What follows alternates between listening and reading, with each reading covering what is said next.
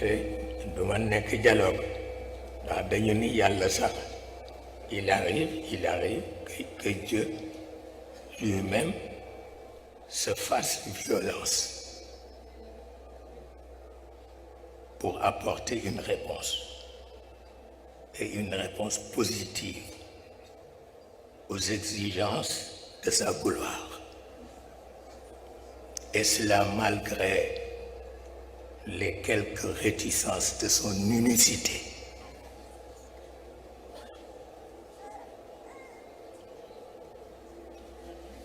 D'où l'origine de notre existence. Une existence fondée essentiellement sur le péché. Nous sommes une race de pécheurs. Kenn amu ci pexe.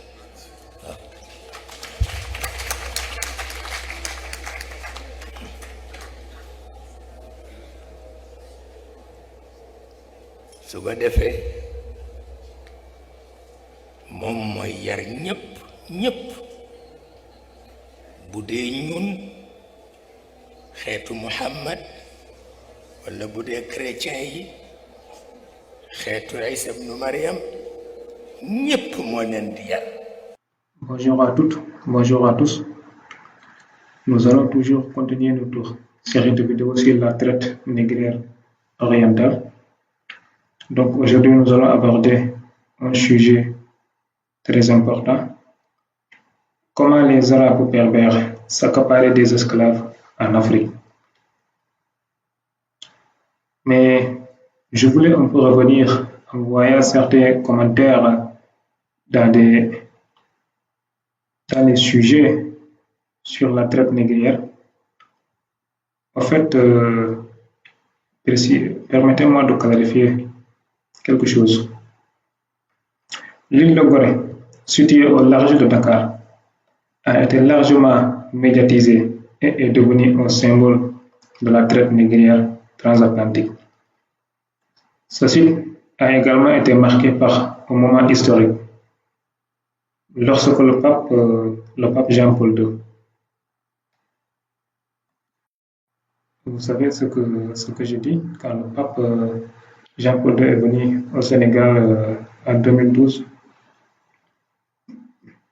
et à la veille de cette tournée, tous les journaux écrits Jean-Paul II au Sénégal, donc c'est à ce moment même Jean-Paul II lui-même demande pardon pour le honteux commerce des esclaves Dakar, 23 février.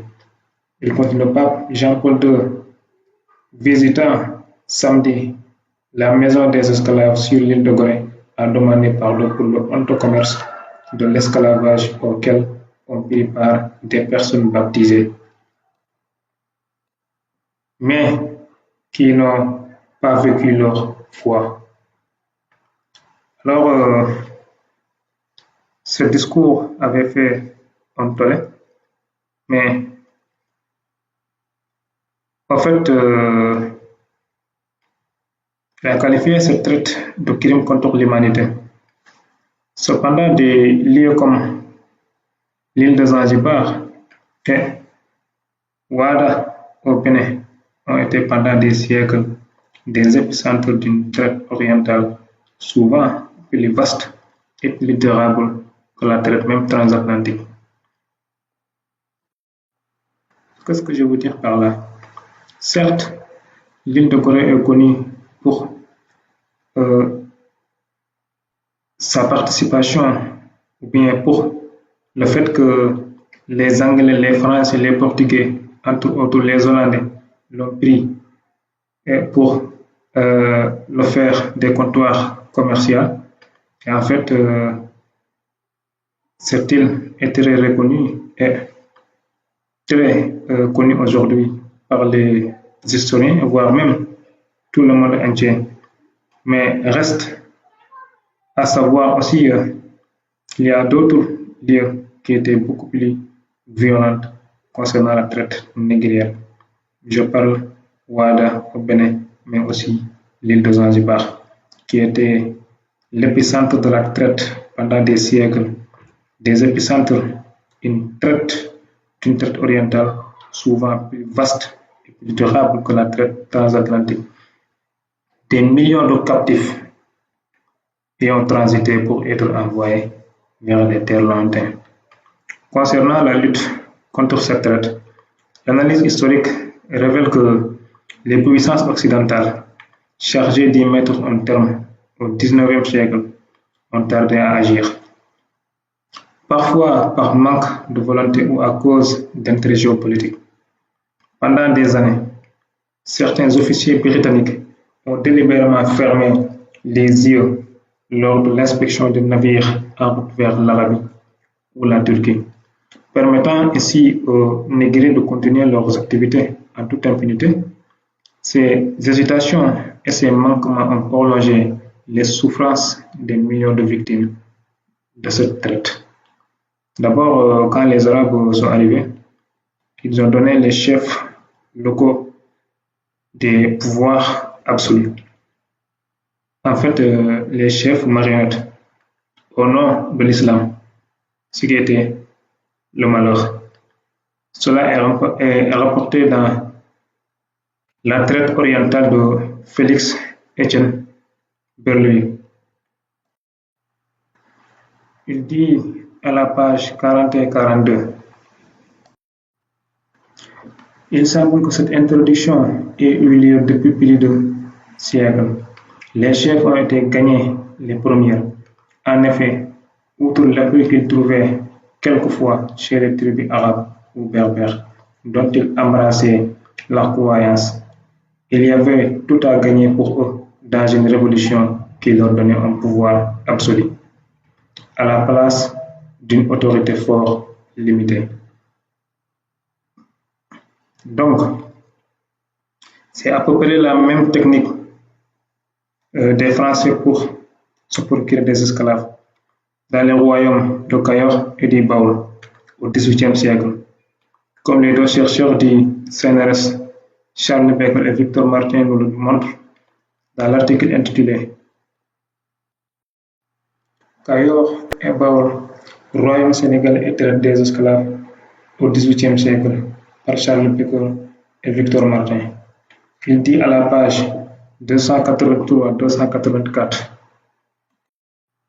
il dit à de nombreuses reprises, des prétendants jugés favorables ont été encouragés par des ventes d'armes et de munitions à faire la guerre en vue de provoquer la scission des deux royaumes, c'est-à-dire le Cayor et le Baoul. D'autre part, les souverains ont fréquemment été poussés à entreprendre des expéditions ou des razzias suite à des livraisons de fusils et de poudre.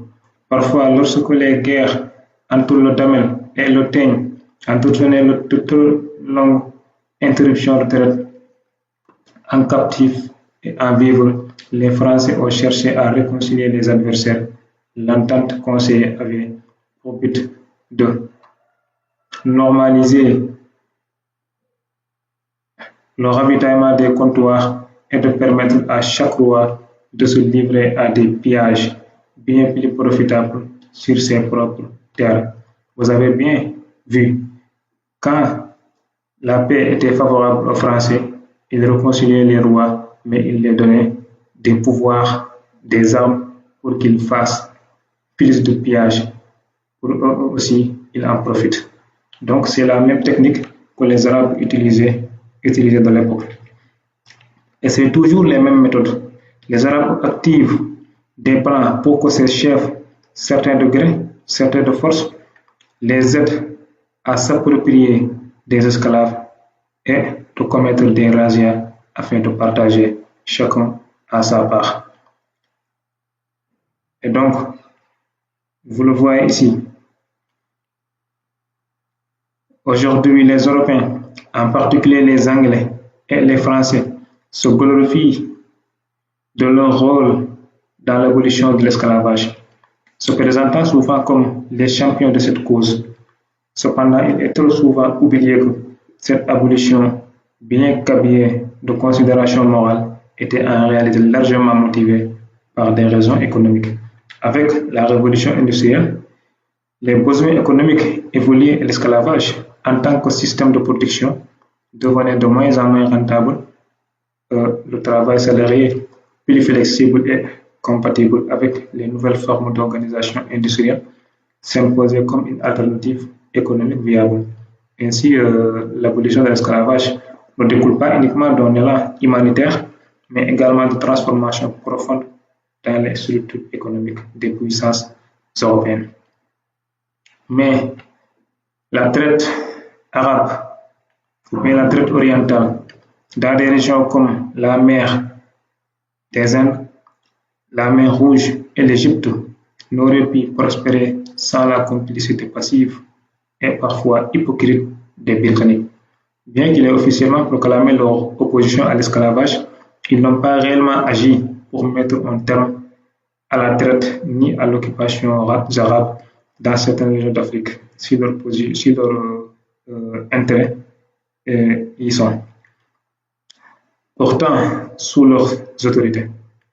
Ainsi, le fléau de la traite a continué à ravager le continent noir, laissant les populations africaines dévastées par les expéditions sanglantes des chasseurs d'hommes. Ces victimes innocentes, abandonnées derrière elles, des champs à ruines, des villages détruits et des familles brisées. Avec la colonisation de la côte orientale africaine, les Arabes ont introduit et intensifié la traite des êtres humains, la déshumanisation et l'esclavage, s'appuyant parfois sur des pratiques locales préexistantes pour les institutionnaliser davantage. Ces tragédies témoignent d'une violence systémique qui a marqué durablement les sociétés africaines. Et donc, pour comprendre l'hypocrisie des Anglais, revoyons un peu l'ouvrage de Félix Etienne Berluy, La traite orientale, à la page 19. Il dit: les Anglais, qualité ou défaut, sont trop zélés dans leur intérêt pour qu'on ait confiance en leur politique, pour qu'on leur prête un concours entier, pour qu'on reconnaisse leur influence aussi bien que leur force. Donc, cela justifie l'hypocrisie et la négligence des Noirs envers les Arabes. Et donc, aujourd'hui, quand ils se glorifient sur l'abolition de la traite, en fait, c'est à cause des idéologies inexistantes ou bien farfelues. Toujours dans la traite négrière, notamment à Zanzibar, Tidjandien nous raconte un surnommé Tipou-Tip qui était très violent, qui était très reconnu aussi pour ses razzias. C'est pourquoi il dit à la page 91, il dit: ce bandit contrôlait tout le commerce. Il parle de Tipou-Tip. Le commerce avec l'océan Indien, cela sûrement ne pouvait se faire sans la passivité complaisante des Anglais. Tipou-Tip exportait de l'ivoire et recevait des armes pour mener ses razzias. D'où venaient ces armes? La plupart de ces armes venaient de ces Anglais. Traite négrière et trafic d'ivoire étaient étroitement liés. Donc c'était la guerre. Que Londres soit devenu en 1873 la place mondiale du marché de l'ivoire, dès lors a expliqué l'attitude ambiguë des Anglais dans la lutte contre la traite. Le sinistre Tipou-Tip, qui savait tirer parti de tout cela, tentait néanmoins de se justifier par ses arguments. Si nous achetons des hommes, c'est qu'on nous offre de nous les vendre, et que nous pourrions pas nous les procurer autrement. Et il vaut beaucoup mieux pour eux qu'ils tombent dans nos mains qu'entre celles des tribus ennemies, qui les massacrent, les épuisent et les abrutissent. Donc vous voyez bien, quand un psychopathe ou bien quand un criminel fait son crime, à chaque fois, il se justifie. Donc, cela ne nous étonne pas aujourd'hui. Les Français, les Anglais ou bien les Occidentaux se justifie toujours de la traite. Et même en parlant de la colonisation, il parle souvent des effets positifs de la colonisation. C'était la même chose avec ce type qui a en fait rasé des villes entières, dévasté des familles, dévasté des villes et des maisons, brûlé des familles et des maisons. Et enfin, qu'est-ce qu'il dit? Oui, nous allons les prendre, sinon les ennemis les plus cruels allons les prendre. Donc voici les excuses de ce criminel. Les conséquences de ces pratiques, ou bien de ces pratiques type et les Anglais, ont laissé des traces profondes, des régions entières vidées de leur population, des structures sociales effondrées et une violence omniprésente qui a durablement marqué l'histoire du continent africain. Chaque année, plus de 2 millions d'individus étaient arrachés à leur famille et à leur communauté dans le cadre de la traite arabe. Parmi toutes les formes de la traite humaine, celle des négriers arabes, à mon avis, est la plus meurtrière. Leur arrivée en Afrique a marqué le début d'un processus systématique d'exploitation où les razzias et autres collectes guerrières ont été progressivement perfectionnées. Ces opérations étaient minutieusement planifiées, transformant la capture d'hommes, de femmes et d'enfants en un système d'une brutalité sans précédent. Toujours Tidjane Ndiaye, à la page 136-137, il nous donne une des techniques des Arabes de chasse, des techniques de chasse que les Arabes utilisaient pour enrôler, encercler des villages et les brûler et en fait voler les personnes, les femmes, les enfants entre autres et de les transporter. Regardons ça. Voici l'une de ces techniques de chasse. Après avoir encerclé un village en pleine nuit et éliminé les guetteurs, un meneur donnait le signal afin que ses complices allument leurs torches. Les villageois, surpris dans leur sommeil, étaient mis hors d'état de se défendre. Les hommes et les femmes âgées massacrés, le reste était garrotté en vue du futur et long trajet. Il arrivait que des fugitifs se réfugient dans la savane à laquelle les trafiquants mettaient le feu pour les débusquer. Ensuite, pour les rescapés, commençait la longue marche vers la côte ou l'Afrique du Nord à travers le désert impitoyable. Les pertes estimées à environ 20% du cheptel étaient inévitables. Un autre témoignage rapporté par Stanley à la page 139.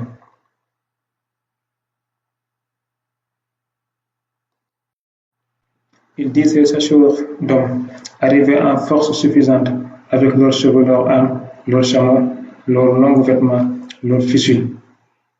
Donc cette phrase, on en avait déjà parlé, et des marchandises destinées aux échanges. Vous voyez ici. S'ils rencontraient une forte résistance, ils s'efforçaient de semer la division au sein des tribus. Celles-ci se déchiraient dans des luttes intestines déclenchées par des chefs manipulés par les négriers qui achetaient des captifs aux partis vainqueurs. Toujours dans son ouvrage, Park a donné une illustration sur ces faits. Donc à la page 167, la guerre qui bientôt après que j'eusse quitté le Carta désola ce royaume et répandit la terreur dans tous les États voisins, commença pour bien peu de choses.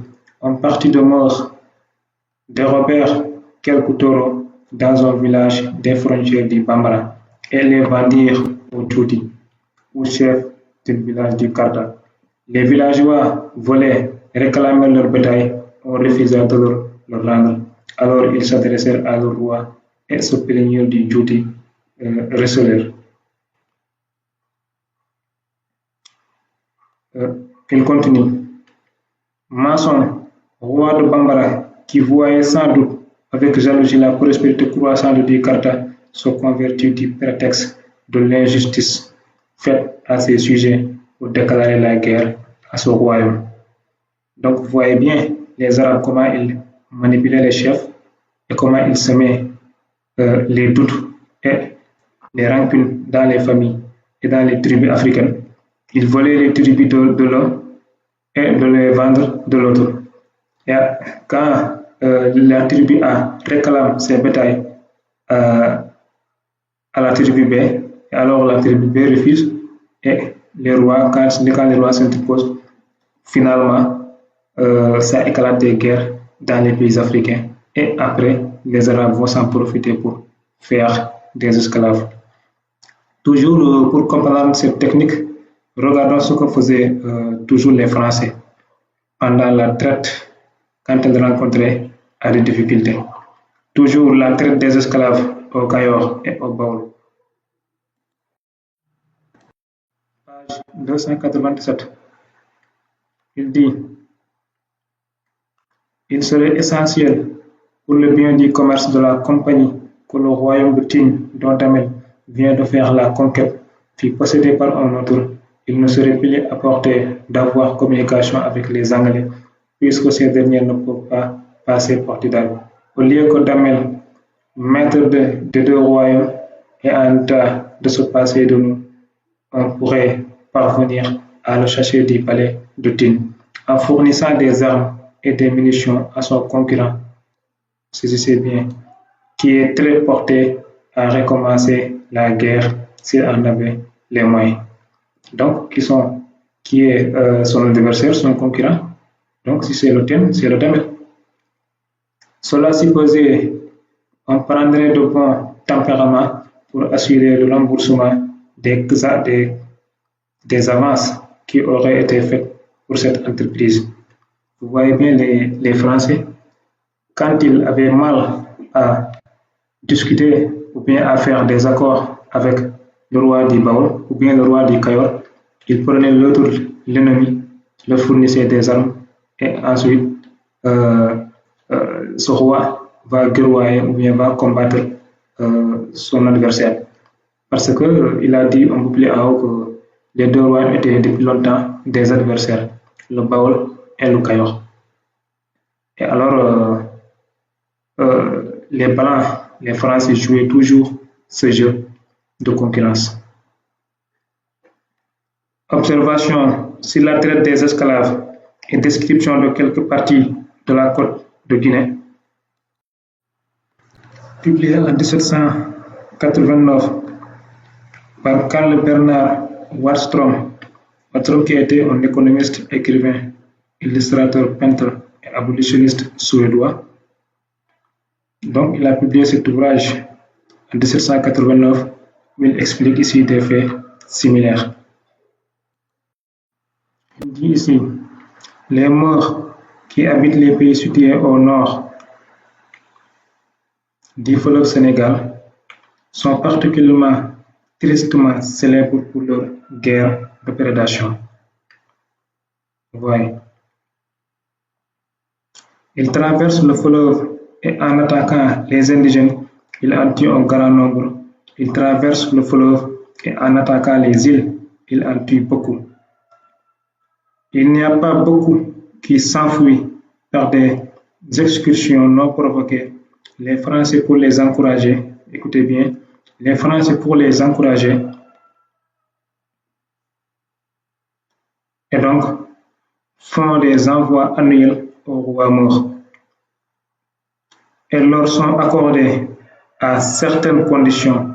Premièrement, que leur sujet ne porte aucun de leurs gommes à l'Angleterre, à Portandic, et deuxièmement, qu'ils ne fassent rien de leur gomme à l'Angleterre, à Portandic. Troisièmement, qu'ils ne fassent rien de leur gomme à l'Angleterre, Portandic. Donc, vous voyez bien, il continue.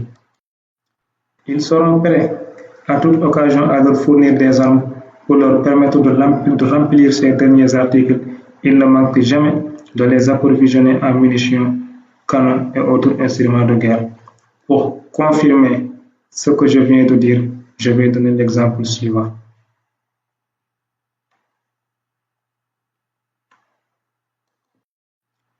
Le roi Al-Mami avait en son grand honneur en 1787 promulgué une loi stipulant qu'aucune esclave, qu'elle soit, ne devait traverser son territoire. À cette époque, plusieurs vaisseaux français étaient à l'ancre au Sénégal, attendant les esclaves. La route des marchands noirs à la suite de cet édit du roi fut fermée et les esclaves transportés dans d'autres régions. Les Français, incapables pour cette raison de compléter leur cargaison, s'adressèrent au roi. Il se montra cependant très peu favorable à leur récriminalisation, puisqu'il renvoya les pèlerins qu'il avait été chargés.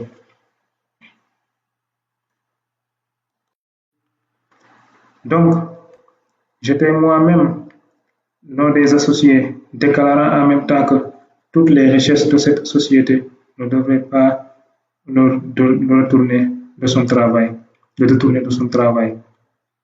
Toujours, il continue. Dans cette situation, les Français ont obligé de faire appel à leurs vieux amis, les Morts. Et donc, quand l'Allemagne du Fouta avait aboli l'esclavage et il avait interdit sur ces territoires la transit des esclaves, et alors quand les Français l'ont fait de faveur, il a refusé. Qu'est-ce qu'ils ont fait? Ils ont appelé leurs vieux amis, c'est-à-dire les Morts. Et donc les Morts, ceux-ci qui s'étaient déjà montrés près de telle occasion, n'étaient pas moins prêts et effectifs et actifs. Dans ce cas, ils se mirent en route par groupe pour aller chercher les nègres récalcitrants et leur apporter toutes les calamités de leur guerre. J'ai été assez curieux pour vouloir payer quelques-uns de ceux qui venaient d'arriver. Donc, vous voyez toujours la collaboration entre les Français et les Arabes, voire les Morts. Quand les Français n'arrivaient pas à faire la guerre, ou bien quand la guerre ne les arrangeait pas, qu'est-ce qu'ils faisaient? Ils appelaient leurs mercenaires les Arabes. Et ces Arabes même allaient faire la guerre aux Noirs. Et en fait, après, ils se partagent. C'était la même chose. Quand les Arabes ont venu en Afrique, ils ont manipulé certains chefs et ces chefs se sont guerroyés et les Arabes ont en profité pour faire beaucoup plus d'esclaves. Et ils donnaient aussi ces rois leur part. Donc c'était toujours la même technique. Étienne de Villeneuve, dans son discours sur la traite des Noirs aux membres de l'Assemblée nationale, publié en 1790, a évoqué ceci à la page 15 et 16. Il dit qu'il était un roi d'une tribu nombreuse appelée les Pouls, c'est-à-dire les Peuls, qui habite un assez vaste pays. Ce roi ayant été élevé dans la classe des prêtres, a porté sur le trône plus de lumière que ses prédécesseurs. Le sage Almamissé, son nom, s'est déterminé en 1786. Non seulement a refusé les présents de la Compagnie du Sénégal, non seulement a proscrit la traite de ses propres sujets, mais même il a déclaré qu'il ne permettait à aucun marchand d'esclaves de passer sur ses terres avec sa marchandise.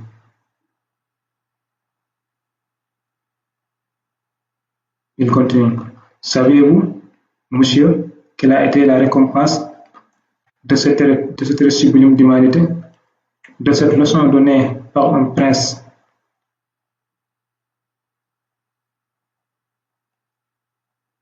noir aux Européens? On lui a suscité des ennemis qui ont pillé ses frontières. On a excité contre lui les Morts, qui l'ont attaqué, qu'il a vaincu, et il est resté inflexible. Sa magnanime résolution met de grands obstacles à la partie de la traite qui s'étend sur Bambara parce que les esclaves sont obligés de traverser ces domaines. Vous voyez. Donc, quand les peuples résistaient et les négrés arabes n'arrivèrent les prendre de force, ils les affamaient jusqu'à qu'ils n'auront le choix que de se livrer. Ça aussi, c'était une de leurs méthodes ou bien une de leurs techniques. Thomas Buxton, de la littérature de la traite des esclaves, publié en 1840, il dit à la page 104-105 ce qu'on avait déjà même cité, mais dans d'autres contextes ici, c'est une des méthodes que les Arabes utilisaient. Si, par la force de la position ou par l'opiniâtreté de la résistance, le premier assaut échoue, le général en vient au cruel expédient de réduire les assiégés par la famine. Vous voyez bien, on y parvient aisément en établissant des postes au-dessus de toutes les sources qui peuvent se trouver au pied de la montagne et en ôtant ainsi aux nègres tout moyen de se procurer de l'eau. Ils les assoiffent encore. Ces infortunés soutiennent souvent ce siège pendant toute une semaine. On les voit alors ronger l'écorce des arbres pour en tirer quelque humidité, jusqu'à ce qu'enfin l'excès de la soif les force à échanger patrie. Liberté et famille contre une goutte d'eau. Ils s'approchent chaque jour davantage de la source dont ils ont connaissance, puis se retirent à la vue des soldats, mais à la longue, le désir de cette eau qu'on leur montre devient trop fort. Il leur est impossible d'y résister davantage. Donc, quand les Arabes n'arrivaient pas à les extraire dans les grottes, dans les montagnes, qu'est-ce qu'ils faisaient? Ils les assoiffaient, ils les aussi affaminaient. Et après, ils portaient avec eux des eaux. Et quand ces malheureux n'arrivaient plus à supporter la soif, ils risquèrent leur vie de venir pour prendre de l'eau avant qu'ils ne soient mouris. Et donc, ils deviennent de même tendre les mains aux liens dont les attachent et leur cou à une fourche pesante qu'ils sont obligés de soulever à chaque pas. L'auteur apporte à la page 106 un témoignage inimaginable raconté par le voyageur, le docteur Holroyd. Il dit: le docteur Holroyd, dont j'ai déjà eu occasion de parler dans une lettre qu'il m'écrit en date du 14 janvier 1839 au sujet de ces gazois, on en avait parlé, des troupes égyptiennes, me dit: si mes renseignements sont exacts, je crois que 7 ou 8 000 nègres ainsi faits prisonniers.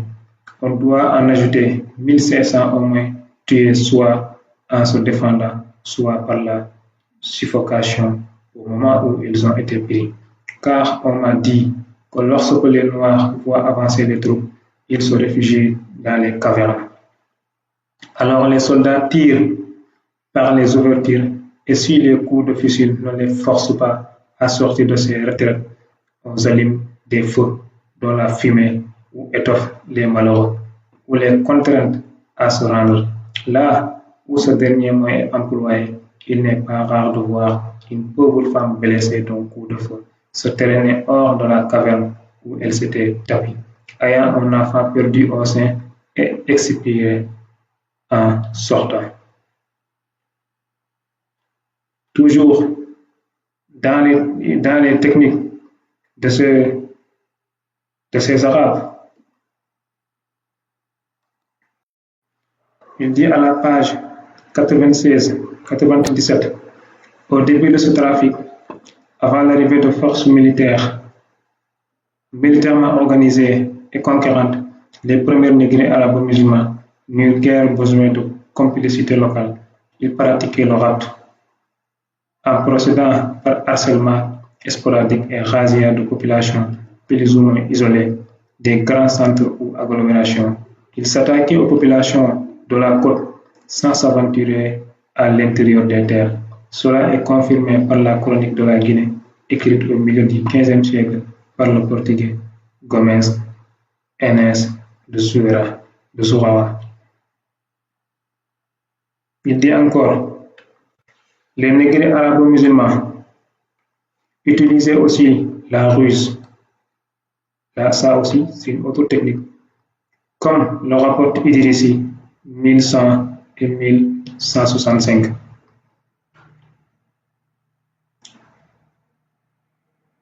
Et donc, alors il continue. Selon ce chroniqueur, les Indes redoutaient fort les Arabes au point que s'ils rencontraient un marchand ou un voyageur, ils s'inclinaient bien bas et le traitaient avec un grand respect, disant dans leur langue salut au peuple du pays des dates, parce que les premiers Arabes qui rôdaient en Afrique orientale raptaient leurs enfants en les attirant avec des dates. Vous voyez bien, ça aussi c'est une autre technique pour les conduire de place en place jusqu'à ce qu'ils puissent s'en saisir, les sortir du pays et les transporter chez eux. Toujours d'autres moyens qui avaient été employés pour se procurer des esclaves, de la traite des esclaves toujours de Oxon qu'on a vu tout à l'heure. Page 87. Je tiens du capitaine Maurice B, officier de marine, stationné sur la côte occidentale en 1821, et plus que tout autre à même d'apprendre quels étaient les moyens employés pour se procurer des esclaves, que les marchands arabes partant de la côte de Zanzibar s'enforcent dans le pays avec une provision de colifichets, de graines enfilées et formant diverses figures, jusqu'à ce qu'ils arrivent sur un point où l'on n'a encore fait que peu de commerce, et où le peuple est plongé dans un état de barbarie et d'ignorance profonde. Il continue. Là, ils déploient leurs graines et autres babioles aux yeux des naturels et leur en montrent à proportion du nombre d'esclaves qu'ils veulent avoir. On désigne le village qui doit être surpris et attaqué, et bientôt les Arabes n'ont plus qu'à choisir parmi ses habitants.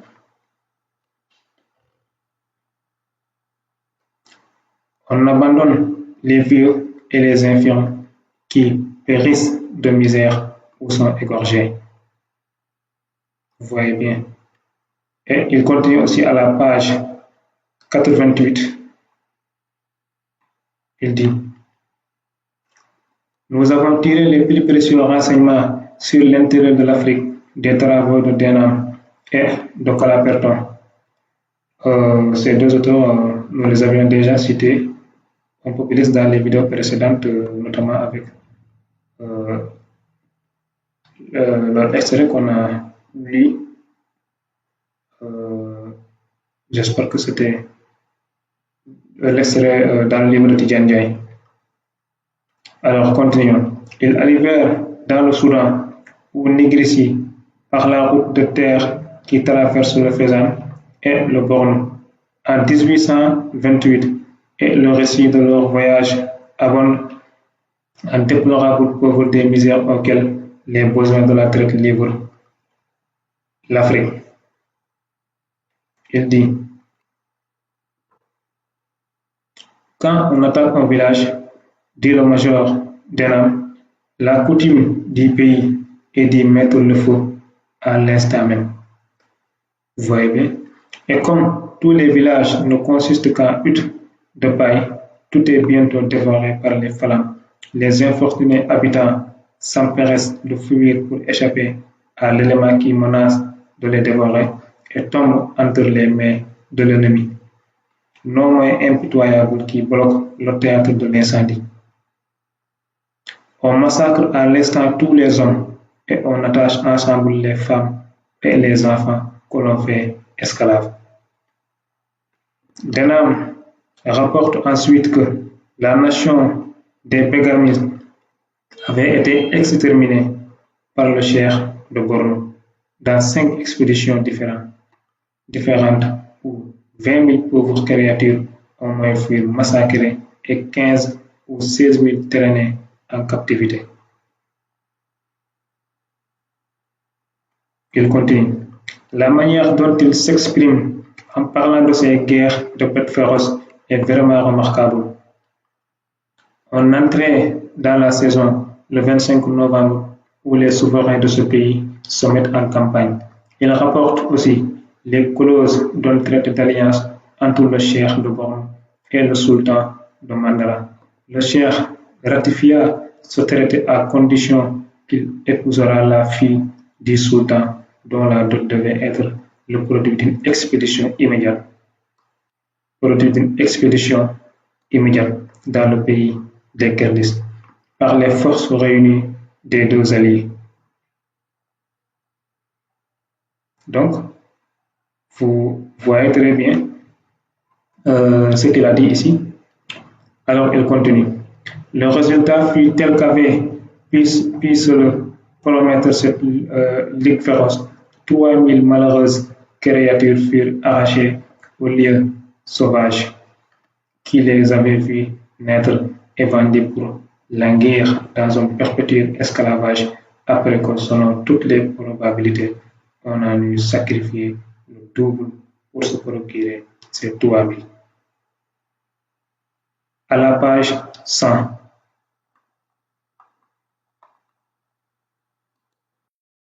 Je ne peux pas abandonner cette partie de mon sujet sans parler l'attention du lecteur sur les faits extraordinaires publiés il n'y a pas longtemps au sujet de certaines pratiques du Pacha d'Égypte et des chefs de la Nubie et du Darfour.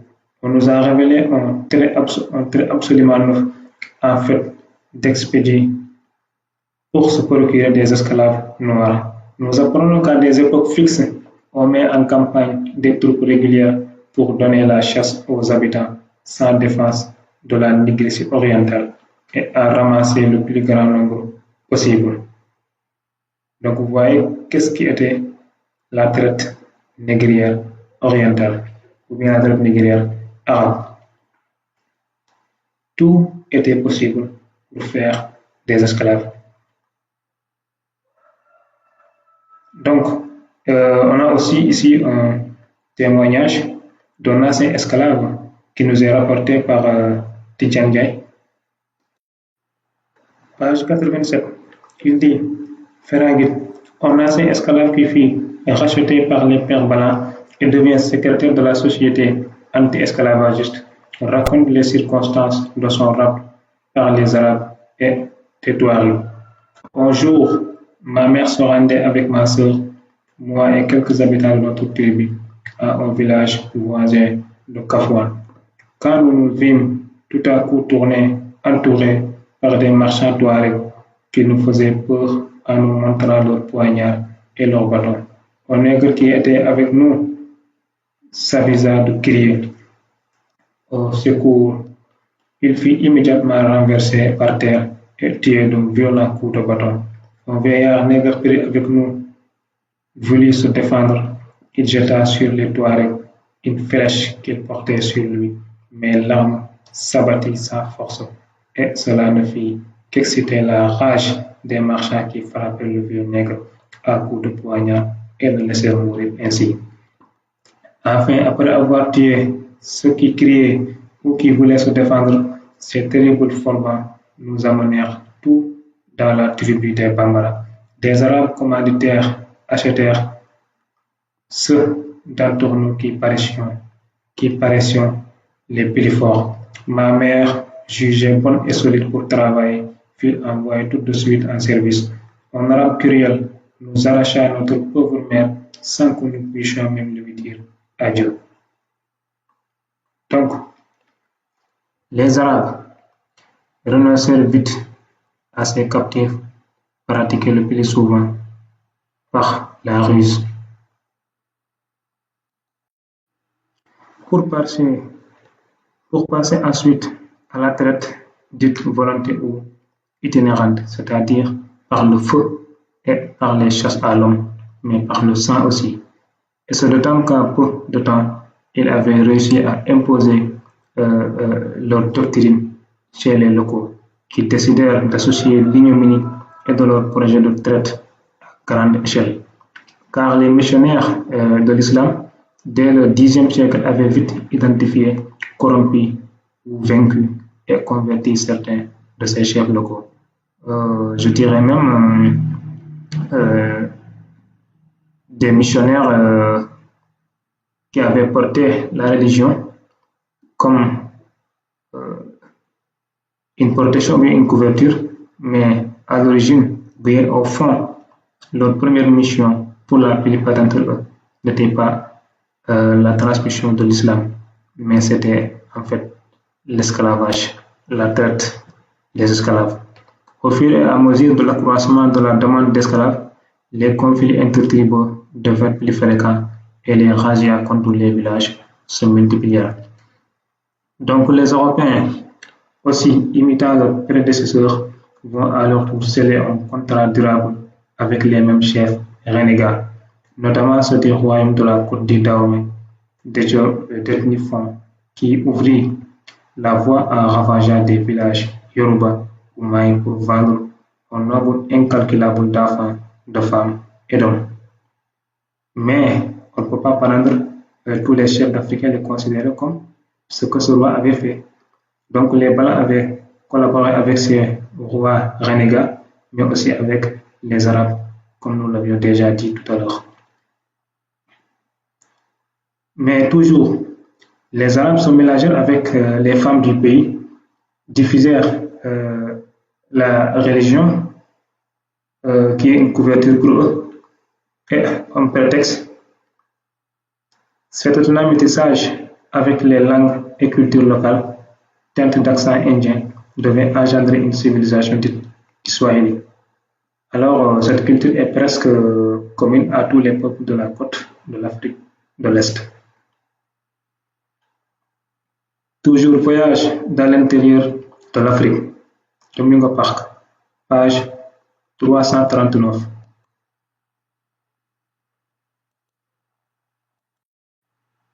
Il dit au nord-est de Massina et le royaume de Tombouctou. Le grand objet des recherches des Européens, la capitale de ce royaume étant un des principaux marchés du grand commerce que les Maures font avec les nègres. L'espoir d'acquérir des richesses dans son négoce et le zèle de ces peuples pour leur religion ont peuplé cette grande ville de morts et de convertis mahométans. Le roi lui-même et les principaux officiers de l'État sont morts. Donc ça aussi, c'était une des techniques des Arabes. Ils raziaient des villes entières, des villes africaines, et après ils créaient leur État dans les territoires africains. Ensuite, ils se lancent à la conquête des êtres humains. Ils sont, dit-on, plus sévères, plus intolérants dans leurs principes qu'aucune des autres tribus mortes de cette partie de l'Afrique. Un vénérable vieillard négrement racontait que lorsqu'il alla pour la première fois à Tombouctou, il prit son logement dans une espèce d'auberge publique, dont l'autre l'ayant conduit dans sa cabane, étendit par terre une note. Alors, il continue à raconter, mais il donna ensuite le nom d'un roi qui n'a rien à voir avec les noms africains, notamment de l'époque.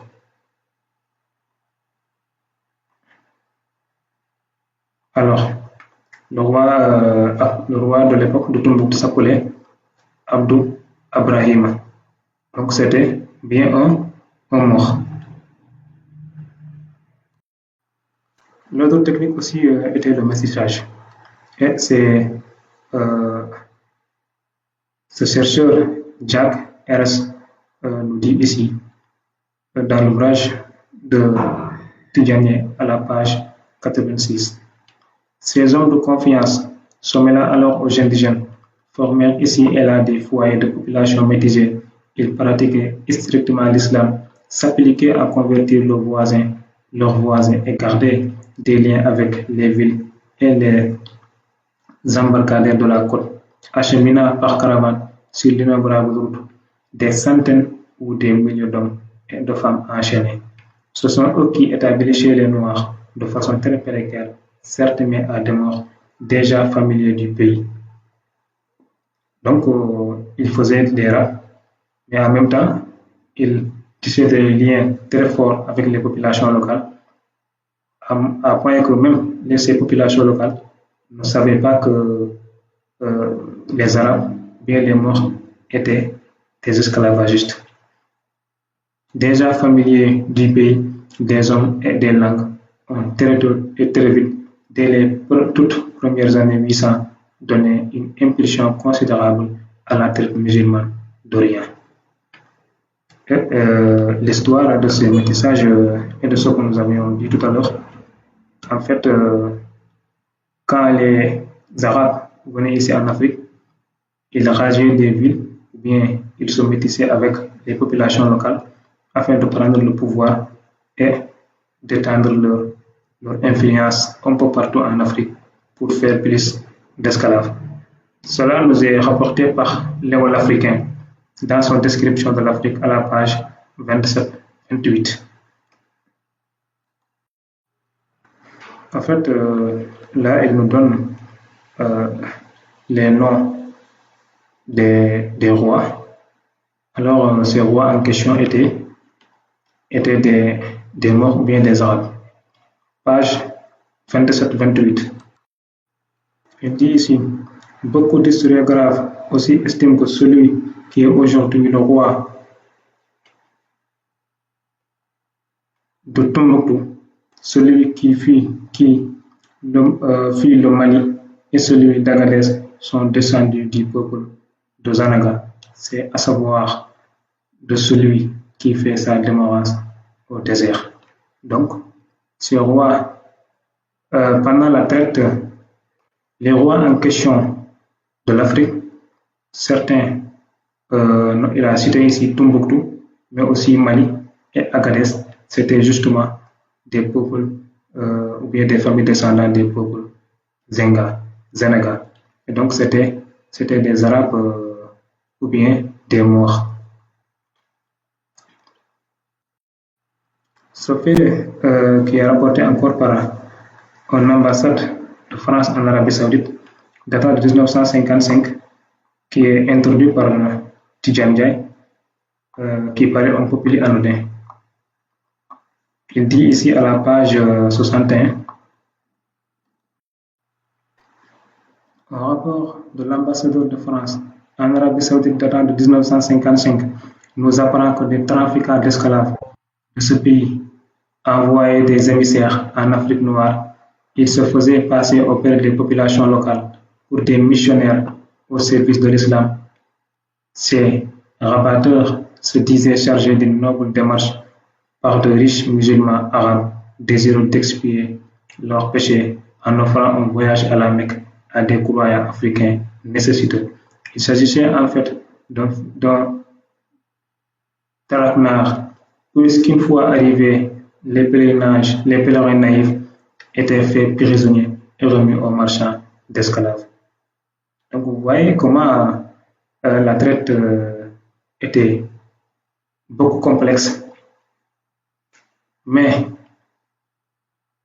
si l'islam, ou bien si l'islamisation de l'Afrique noire, n'a vraiment débuté qu'au 9e siècle sur le continent, sachez que c'est qu'à partir du 11e siècle que beaucoup de rites des chefferies et empires de l'Ouest africain allaient se convertir.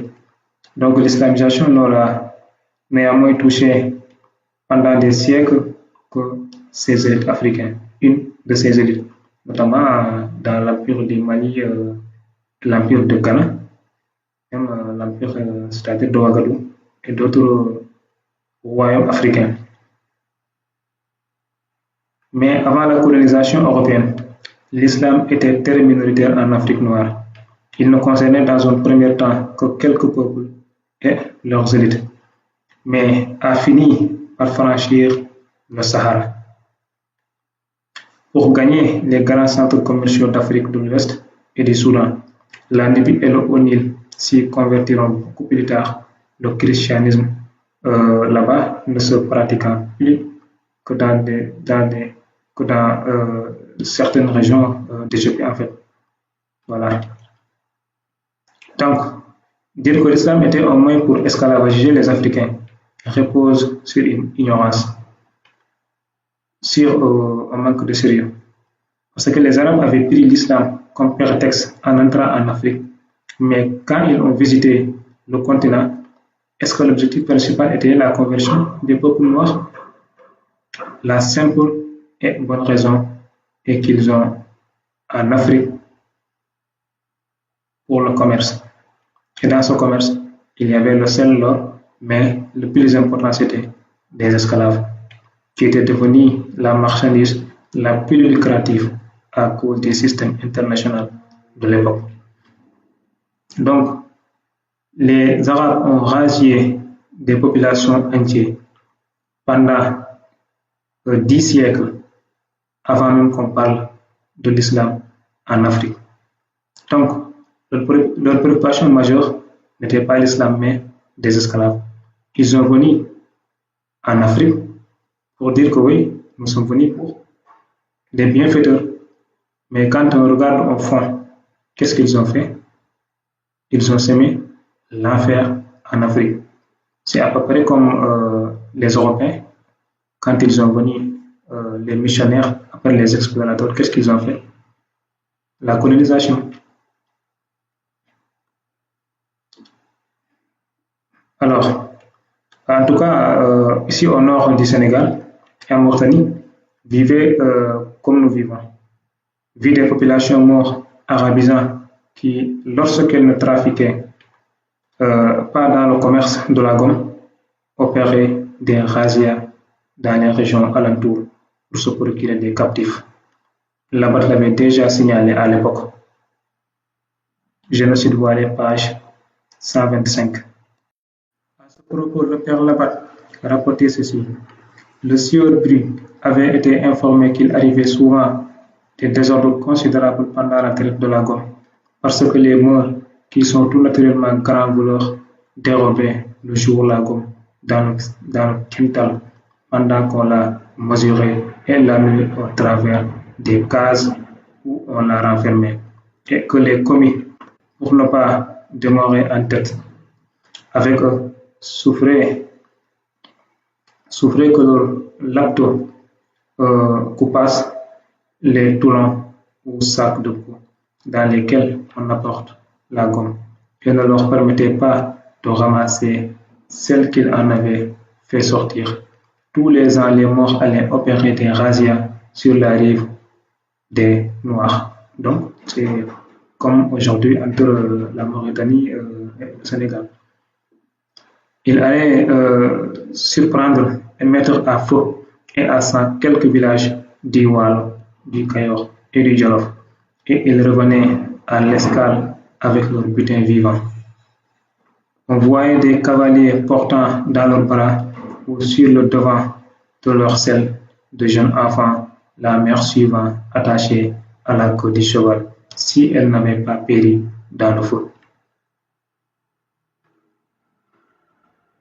Donc, dans le mouvement de l'islamisation de l'Afrique, la plupart des conversions de chefs ou de populations n'étaient au début que stratégiques. Ces conversions étaient très ambiguës, surtout depuis le passage terrible des forces almoravides pour en fait éviter d'être capturés ou razziés par les Arabes. Et pourtant, les Négriers ne criaient pas les Noirs convertis, donc ils n'échappaient pas aux razzias à la ruse aussi. Parce que pour eux, ce qui était important, c'est les esclaves, les Noirs. Donc tout cela montre que les Arabes avaient la religion comme prétexte, mais durant toute la traite négrière, ils étaient plutôt préoccupés par le trafic. Donc, dans la vidéo suivante, nous allons expliquer le rapport entre la traite négrière orientale et l'islam en question. Je vous donne rendez-vous. À très bientôt.